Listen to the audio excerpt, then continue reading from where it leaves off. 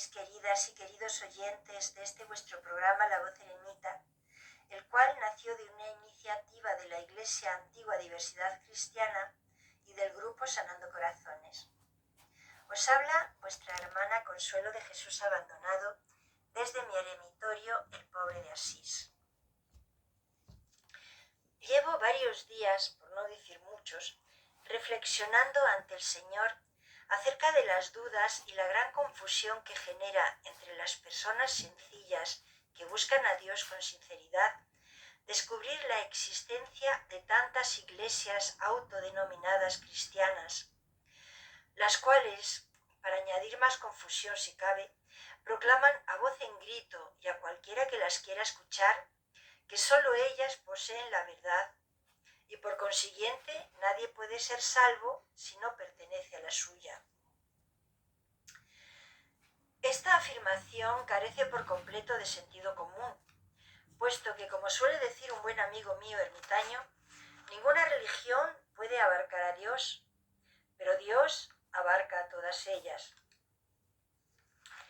Expresándolo con otras palabras diré que ninguna religión posee la verdad plena, así como ninguna denominación religiosa la posee, porque la verdad, con mayúsculas, es Dios y es infinito. Jesús es Dios y Él dijo: yo soy el camino, la verdad y la vida. Juan capítulo 14, versículo 6. Por consiguiente, la verdad es infinita. Jesús también afirmó que el cielo y la tierra pasarán, pero sus palabras no pasarán. Mateo capítulo 24, versículo 35. El ser humano es demasiado limitado como para pretender poseer la verdad por completo. Incluso cuando la buscamos con empeño en las Sagradas Escrituras, no lo conseguimos del todo, puesto que tanta magnitud nos supera, escapando a nuestro entendimiento.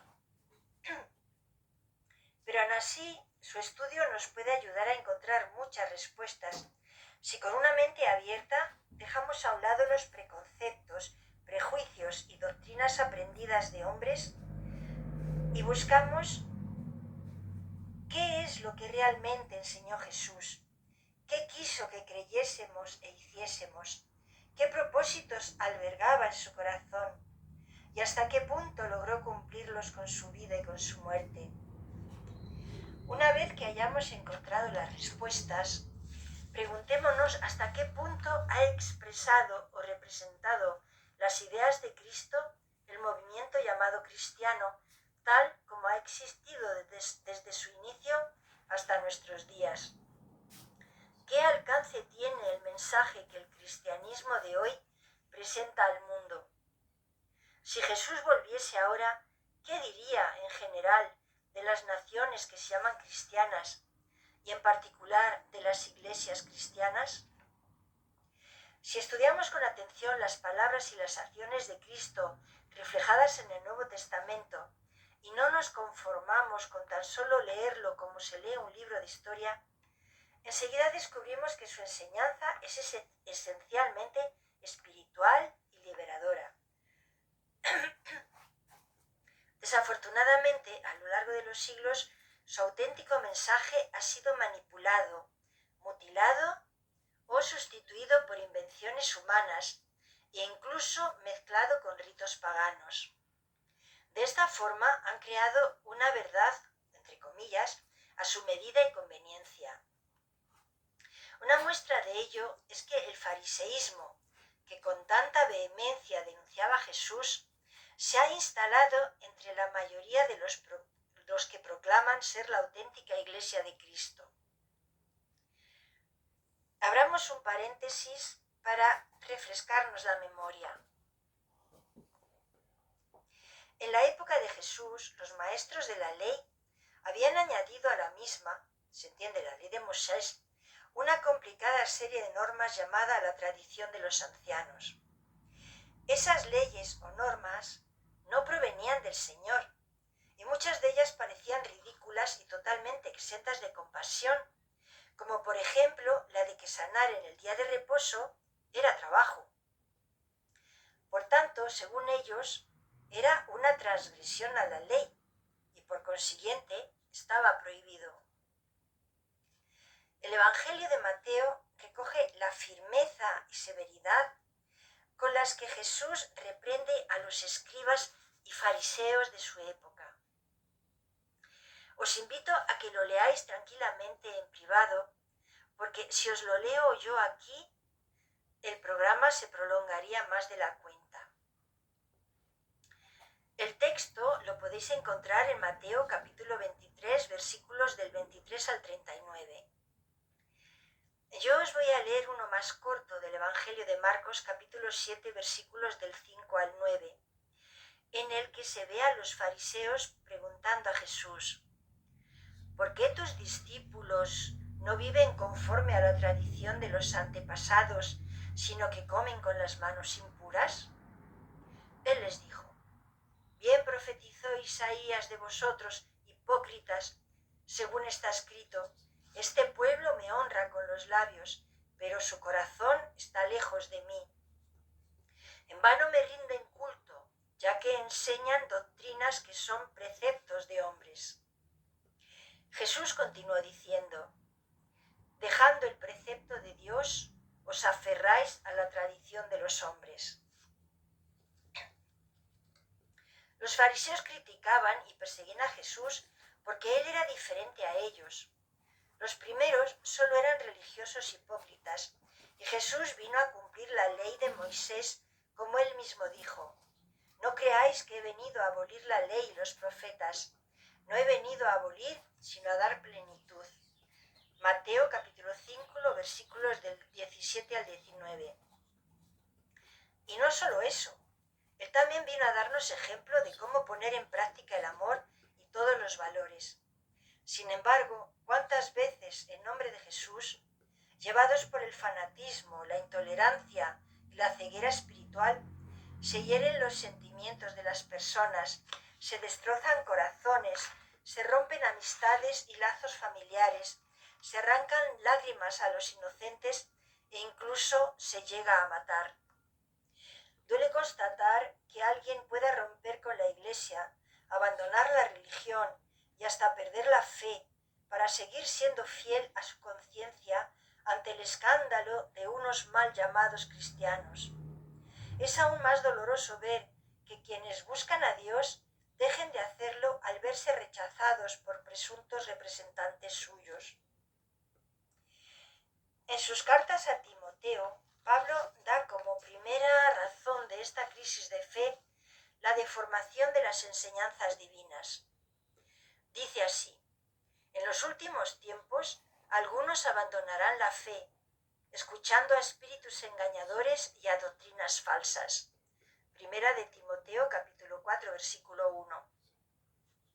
Solo el descubrimiento de la verdad divina puede resolver la confusión provocada por la proliferación de creencias extrañas.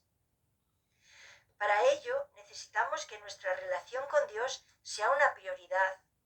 Es imprescindible permanecer a los pies de Jesús, convivir con Él y aprender de Él como lo hicieron Pedro y Juan. Por eso, cuando los dirigentes religiosos de Jerusalén les amenazaron para que de ninguna manera hablasen ni enseñasen en el nombre de Jesús, ellos contestaron sin pensárselo dos veces: juzgad si es justo delante de Dios obedeceros a vosotros antes que a Dios, porque no podemos dejar de decir lo que hemos visto y oído. Hechos capítulo 4 versículos del 18 al 20. En esa relación de amor con Jesús aprenderemos a ser sensibles a su voz sin importar lo que nuestra naturaleza reclame, lo que nuestros preconceptos digan o lo que nuestra conveniencia pida. Escuchamos el consejo de Pablo que en Hebreos capítulo 12 versículo 2 nos dice: fijemos la mirada en Jesús, el iniciador y perfeccionador de nuestra fe, quien por el gozo que le esperaba soportó la cruz. El mayor argumento en favor del cristianismo no son ni los conceptos ni las enseñanzas, sino la vida transformadora de una persona. Nuestra fe debe de estar apoyada por una vida serena y por una actitud de amor, porque a la hora de la verdad, y pese a quien le pese, No seremos salvos por haber pertenecido a esta iglesia o aquella, sino por el amor. Sí, el amor nos salvará. El amor que impulsó a Cristo a dar su vida por cada uno de nosotros, sin excepción. Y el amor que hayamos manifestado hacia nuestro Padre Dios y hacia nuestros semejantes. Y los 10 mandamientos son el mejor manual de ruta que podríamos tener, puesto que los 5 primeros nos dicen cómo Dios quiere que le amemos, y los otros 5 nos muestran cómo debemos amarnos a nosotros mismos y a nuestros semejantes. Escuchemos el consejo del apóstol Juan en su primera carta, capítulo 4, versículo 11. Amados, si Dios así nos amó, también nosotros debemos amarnos unos a otros. No olvidemos que todos tenemos el mismo Padre, que es Dios, y esta pertenencia nos hace hermanos, y los hermanos debemos amarnos y permanecer unidos. Una vez más, el apóstol Pablo acude en mi ayuda para apoyar lo que yo, con mis torpes palabras, intento transmitiros. Tened el mismo sentir unos con otros. No seáis altivos en vuestro pensar, sino condescendiendo con los humildes. No seáis sabios en vuestra propia opinión. Romanos capítulo 12, versículo 16. Aún así, desoyendo sus consejos, podemos seguir discrepando entre nosotros y discutir acaloradamente sobre teología, filosofía o doctrina y no ponernos nunca de acuerdo. Pero todos entendemos el lenguaje del amor, porque es el único lenguaje universal.